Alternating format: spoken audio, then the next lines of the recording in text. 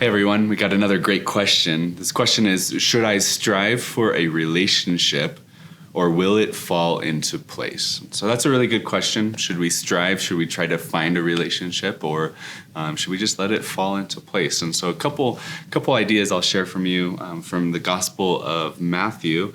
I think this is a really good principle, whether you're wanting a relationship or really anything else. In Matthew chapter 6, Jesus is teaching us about not to worry, and what we do with the things that maybe we worry about or that we want. And so he talks through these things and just talking about the flowers of the field and the birds of the air and how God takes care of them, and making this point: if God's going to take care of those things, surely he's going to take care of you and me as his children.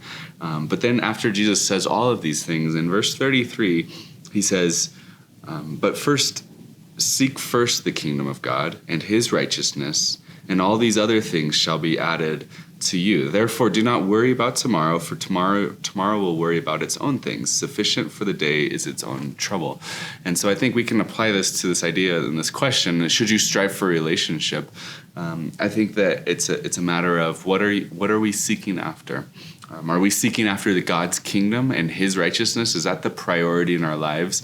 If we are growing in him and falling more in love with him, the Lord's going to help sort out these other things in our lives, even these other desires. Even if they're good desires, we want to make sure that our first and foremost desire is seeking him, his kingdom, and his righteousness. And the promise is all these other things will be added unto you. And so if you're desiring a relationship and you feel like you're striving for it, I would encourage you to take a pause from that striving and get your mind set on the Lord, and ask the Lord, what does he want to do in your life during this season of singleness? Maybe the Lord has a purpose for it. Maybe the Lord's wanting to develop some patience or maturity, or maybe whatever he might be wanting to do in this season of waiting upon him and seeking him, and then trusting in him. Even this word of not to worry about tomorrow and not to worry about a future relationship, but the Lord will bring that in due season. So I would say that you shouldn't strive for a relationship.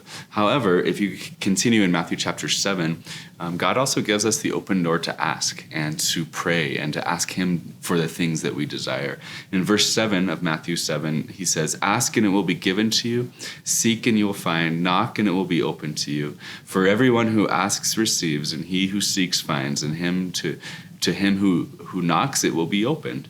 And so just this idea that the Lord does want to answer your prayers. The Lord does want to bless us. The Lord does want to give us the desires of our heart. So I think if we couple these two ideas, where we're seeking first the kingdom of God, and that's our first and foremost desire of his righteousness and his kingdom, but then we can also bring these prayer requests. Man, if you really want a relationship, ask the Lord.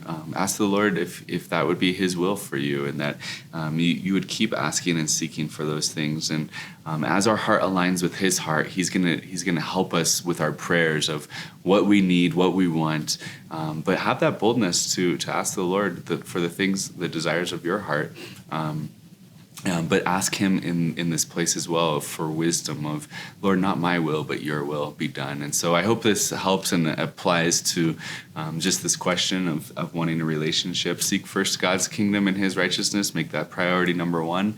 But then number two, you can just take everything to the Lord and bring these requests to him and see how he will help sort that out in your prayer closet. So hope that helps. God bless you guys.